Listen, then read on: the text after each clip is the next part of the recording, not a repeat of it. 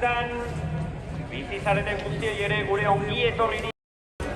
Los de la segunda tanda será a partir del mediodía, de las 12 del mediodía, cuando hagan lo propio los hombres en categoría masculina divididos también en dos tandas. No se ikusten duzuen, biziko txandan eskuatuko duten emakumezkoen laguntziak nola ari diren gerturatzen. Marea behera, oraintxe, goizeko 11:05 izan da adierazpen hori. Kanpaiosak 11-etakoak ari gara entzuten, ea guztia prest dagoela ziurtetzen ari dira. Epaileak, estropada ere mori garbi eta guztiak, lau guztiak behar bezala kokatuta daudela ziurtatzen. Están haciendo los